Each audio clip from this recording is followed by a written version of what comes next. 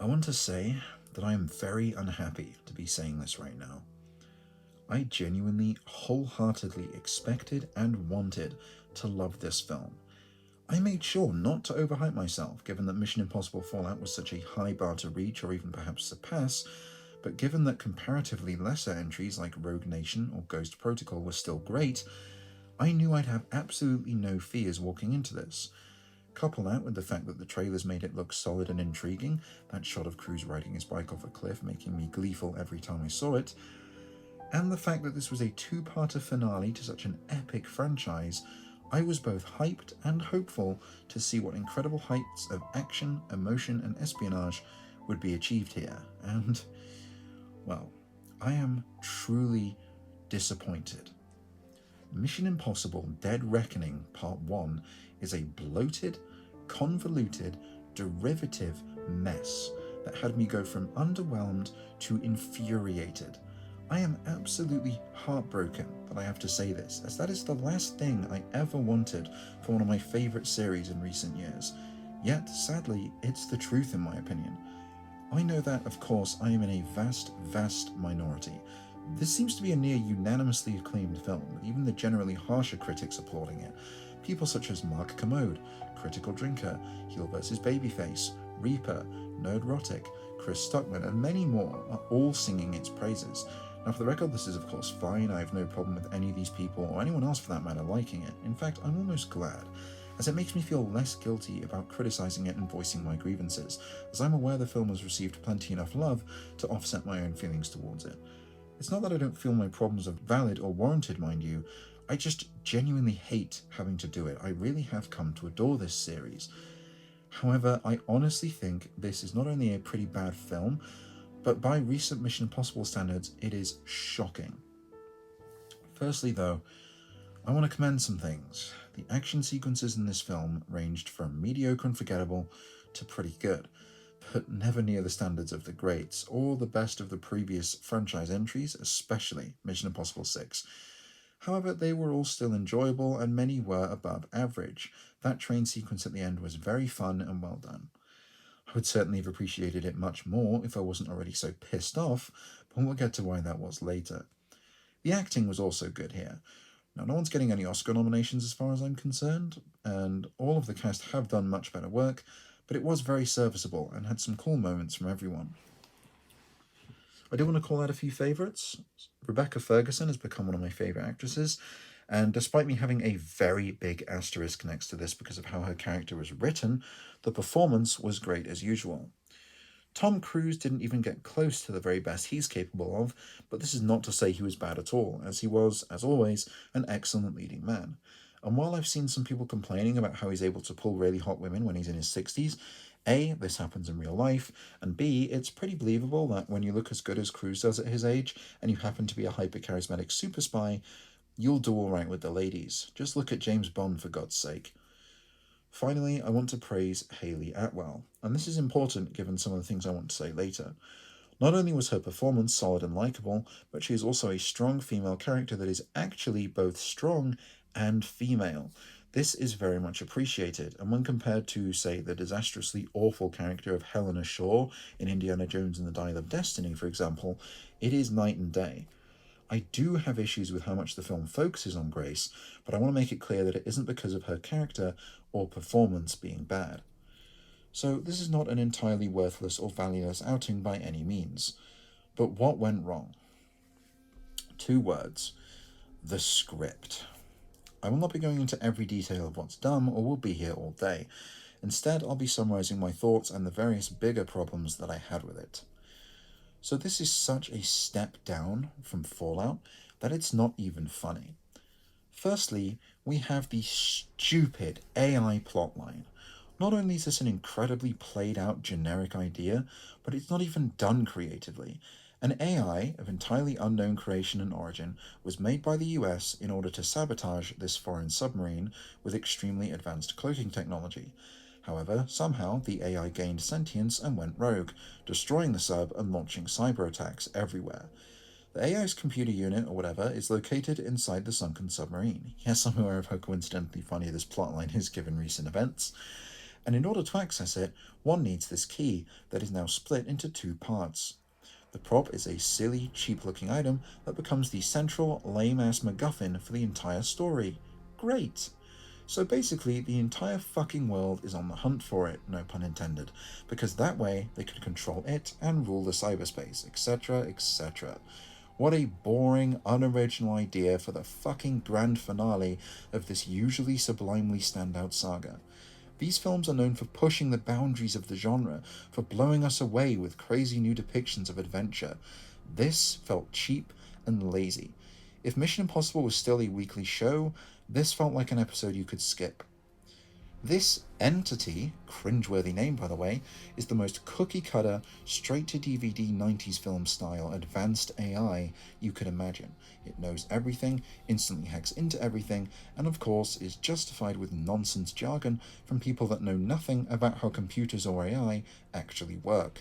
And I'm far from an expert, but even I could tell it was all bullshit. Now, am I very much capable of suspending my disbelief for an MI film? Yes. However, I'm going to call out a dumb, boring, and shitty story, even if it's in a franchise not renowned for its realism. This just felt like they weren't even trying. And when you compare it to previous films in the series, it really stands out as poor in my opinion. Oh, but it gets so much worse. So the entity, I can't even say it without cringing, has somehow ascertained the services of Gabriel, a man from Ethan's past, and presumably the one who got Ethan into the IMF in the first place by putting him in prison and giving him, putting him in the situation where he would get the choice. We get next to no information about him, except that he's a sadistic psychopath who hates Ethan and wants to torment him. As Ethan says, it's not the killing he enjoys, it's the suffering. He knows the best way to get to me, through all of you, referring of course to his team. So basically, Gabriel is a madman with a vendetta against Ethan that he wants nothing more than to settle by taking away people he loves. Knowing this, why the fuck would the entity, an AI that wants only to preserve its own existence and prevent humanity from destroying it, hire such a man to be its lackey? Gabriel literally jeopardizes everything purely to arrange an overly complicated scheme to kill someone Ethan loves, an utterly unnecessary plan according to the AI's objectives, and instead of simply taking the key to destroy it once he gets it, ensuring the AI's survival, given he's also now the only man alive who knows where the submarine is, he relies upon bombs that he's rigged on a bridge miles down the track. Why? Why would the entity use this guy who is clearly driven by personal motives of revenge and sadism against Hunt, who the AI only cares about since he's a threat to its survival? Why wouldn't it use professionals who don't give a shit about anything except achieving their objectives? Okay, now let's address the Grace problem. Now, as I said, it's not her character I dislike, as she was well acted, likable, and fun to watch. The problem is that the screenplay is far, far too centralized around the introduction and development of her character. Keep in mind, this isn't just another Mission Impossible film, if such a thing can now be reduced to a just. But this is the opening part to the finale, thus surely necessitating the scale and stakes to be increased exponentially for all the characters we know and care about. I feel a good relevant example. In Avengers Infinity War, Thanos wasn't a new character, but this was the first time he'd been an actual major on-screen player. As such, the film took some time in establishing, elaborating upon, and demonstrating who he was, why he does what he does, and his ultimate objectives. In a way, Infinity War was his story. However, it also took plenty of time to focus upon the Avengers themselves, the characters everyone knows and is invested in, and expertly intertwine their paths with his, managing to balance this and create a compelling, thrilling cinematic event that felt truly grand in scope. Like Infinity War, Dead Reckoning Part 1 is introducing us to a new antagonist, technically two, who will serve as the major force working against our heroes for both parts. However, unlike Thanos, this entity is very one-dimensional and uninteresting.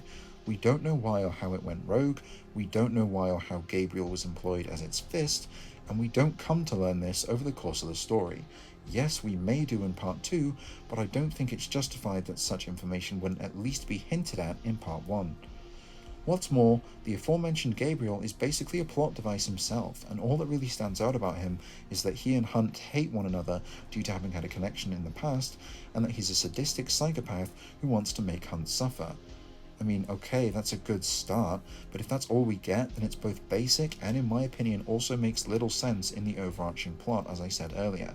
And again, maybe we'll get more on him in part 2, but that still doesn't mean that he isn't a bad, bare-bones character in the first part. But what Infinity War crucially nailed that Dead Reckoning Part 1 fails spectacularly at is the balancing of characters and putting the focus in the right areas.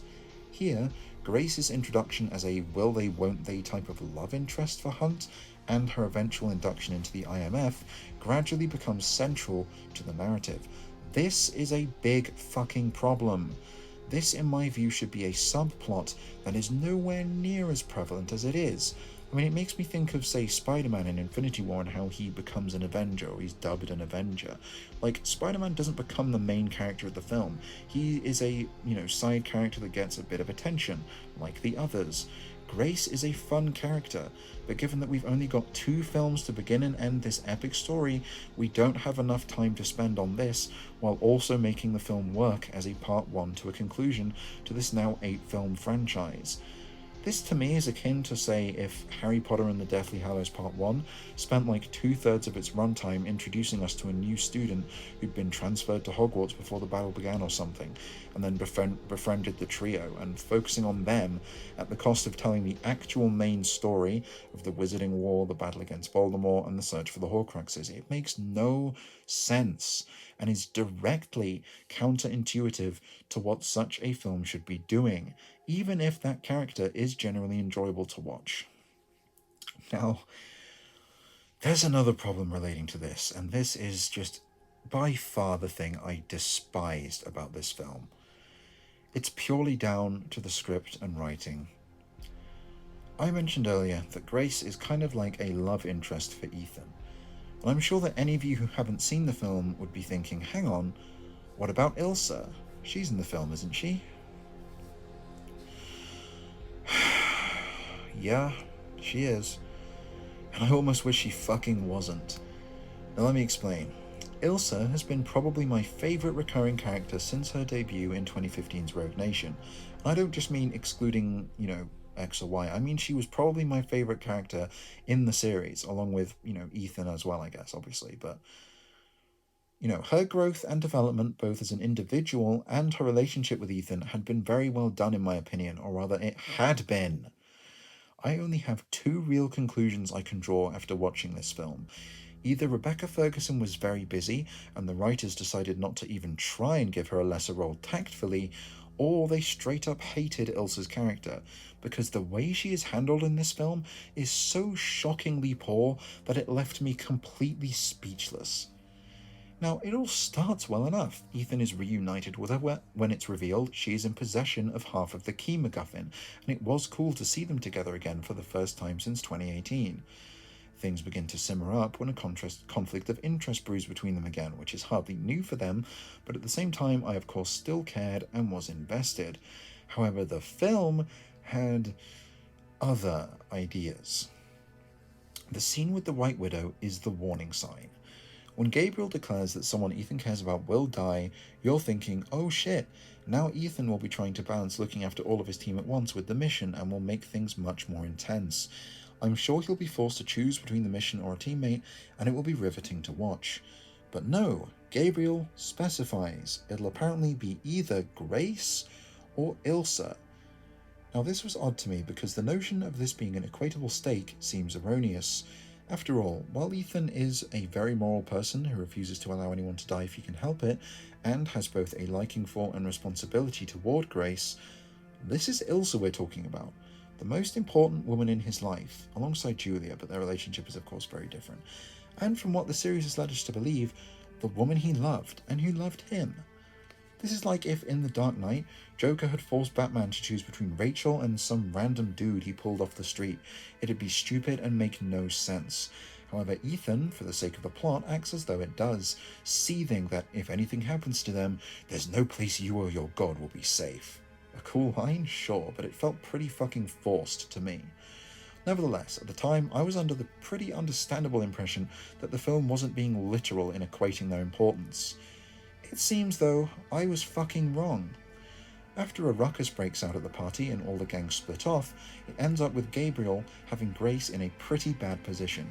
Gabriel is an expert fighter, and while Grace's knives she'd acquired were an asset at first, he overwhelms her quickly. Ethan is rushing to attempt to save her, but isn't going to get there in time. Luckily, though, somebody does. It's Ilsa, and she has a sword. Now, tell me something, alright? If two opponents, both comparably skilled, one has a sword and the other a knife, and they're fighting in an open area, who do you think is going to win? I think it's pretty reasonable to assert that in this instance, the swordswoman has a huge advantage, giving her vastly superior reach, leverage, and agility. Well, I guess the writers realized this too, so they nullified it by having Ilsa engage Gabriel in fucking close quarters. Are you kidding me? Ilsa is not a fucking moron, okay? She would never think the best idea in this fight is to sacrifice all of her notable advantages for absolutely no payoff in return. But of course, we know why she was forced to do this. After a back and forth where it seems Ilsa has the upper hand, suddenly she doesn't and is on the floor. And before Ethan can get there, Gabriel manages to stab her around, I believe, the heart. Yeah, that fucking happened. I was sat there in utter disbelief and shock. Ethan gets there and finds her seemingly lifeless body on the ground and just kind of fucking stands there. Then we get a 10 to 15-second shot of Ethan standing contemplatively on a balcony. Next, the group are assembled in the warehouse, and Grace says, "I'm the reason she's dead," to which Luther responds, "No, she's the reason you're alive." Grace says, "I don't know how to feel about that," and Luther says, "You probably never will." Then they pretty promptly move on to discussing the plan for stopping Gabriel. The only time Ilsa is technically relevant or mentioned from then on is to add the drama that they need Gabriel alive, but of course Ethan will want to kill him, which never really comes to anything much anyway. To say that I'm pissed off and disappointed is an understatement. They took my favourite character, who they'd built up since 2015, and gave her one of the most needless, unceremonious, and insultingly stupid deaths that I have ever fucking seen. Then they have Ethan mourn her for 5 fucking seconds. We don't even see the man cry a single tear. And then she's just gone, reduced to a cheap way to add some drama to the pretty uninteresting train fight.